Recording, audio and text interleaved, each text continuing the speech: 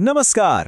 અચ્છા, ક્યારે એવું બન્યું છે કે સામે આંકડાઓનો ઢગલો પડ્યો હોય અને વિચાર આવે કે આ બધું શું કહેવા માંગે છે, પણ ખબર છે દરેક આંકડાની અંદર એક વાર્તા છુપાયેલી હોય છે. તો આજે આપણે આલેખ વિશે જાણવાના છીએ. એ એક એવું જબરદસ્ત સાધન છે જે આપણને એ વાર્તાઓને સ્પષ્ટ રીતે જોવામાં મદદ કરે છે. તો પછી મોટો સવાલ એ છે કે આ બધા આંકડાઓની પાછળ જે વાર્તા છે એને પકડવી કઈ રીતે? ઘણીવાર તો માહિતીનો ઢગલો આપણને વધારે ગૂંચવી નાખે છે. પણ વિચારો તો, જો આ બધું સમજવાની એક મજેદાર અને વિઝ્યુઅલ રીત હોય તો?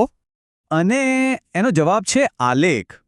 જુઓ, આલેખ એટલે બીજું કશું જ નહીં, બસ માહિતીનું એક ચિત્ર.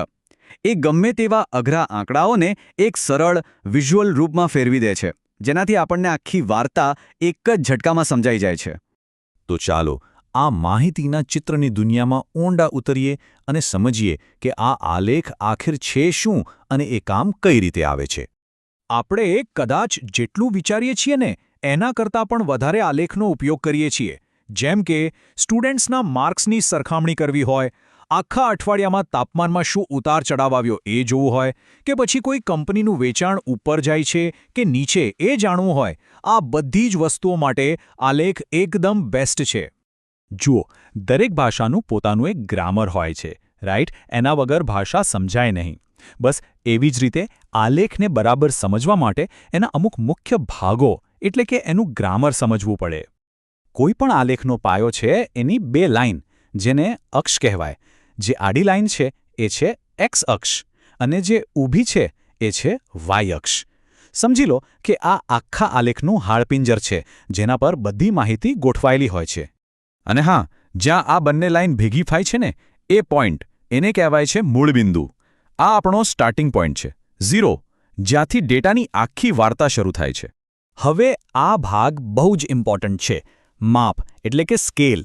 સ્કેલ આપણને એ કહે છે કે આલેખ પર દોરેલી દરેક લાઇનનો મતલબ શું છે. જેમ કે અહીં ઉદાહરણ છે કે 1 સેન્ટીમીટર એટલે 10 વિદ્યાર્થીઓ. જો આ માપ જ ના હોય ને તો આલેખ ખાલી એક ચિત્ર બનીને રહી જાય, એમાંથી કોઈ માહિતી જ ના મળે. જેમ કોઈ ફેમિલીમાં અલગ અલગ લોકો હોય અને બધાનું કામ પણ અલગ હોય, બસ એ જ રીતે આલેખના પણ ઘણા પ્રકારો છે અને દરેકનો પોતાનો એક ખાસ ઉપયોગ છે. ચાલો જોઈએ. તો સૌથી પહેલા છે રેખીય આલેખ. આને છે ને આપણે એક સ્ટોરી ટેલર કહી શકીએ. કેમ? કારણ કે એ સમય સાથે થતા ફેરફારોની કહાણી કહે છે. એ અલગ અલગ પોઈન્ટ્સને જોડીને બતાવે છે કે સમય જતાં કોઈ વસ્તુમાં શું ઉતાર ચઢાવ આવ્યો. જેમ કે માની લો કે આખા અઠવાડિયાનું તાપમાન જોવું છે તો રેખીય આલેખ એકદમ પરફેક્ટ છે. એક જ નજરમાં ખબર પડી જાય કે સોમવારથી બુધવાર સુધી ગરમી કેવી રીતે વધી અને પછી થોડી ઘટી. આ જ તો મજા છે આની. હવે આવે છે સ્તંભ આલેખ એટલે કે બાર ગ્રાફ. આને આપણે જજ કહી શકીએ, કેમ કે એનું કામ છે સરખામણી કરવાનું, નિર્ણય આપવાનું. એ ઊભા સ્તંભો એટલે કે બારનો ઉપયોગ કરીને બતાવે છે કે કોણ વધારે, કોણ ઓછું. અને આ જુઓ તો, આ સ્લાઇડમાં તરત જ એક જ સેકન્ડમાં ખબર પડી જાય છે કે કોના માર્ક સૌથી વધારે છે. કોઈ લાંબી ગણતરી નહીં, બસ જેનો સ્તંભ સૌથી ઊંચો એ વિજેતા. આ છે સરખામણીની તાકાત.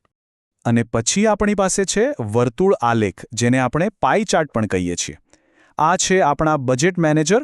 આ એક આખા સર્કલને એટલે કે કોઈ સંપૂર્ણ વસ્તુને અલગ અલગ ટુકડાઓમાં વહેંચીને બતાવે છે કે કયો હિસ્સો કેટલો મોટો છે.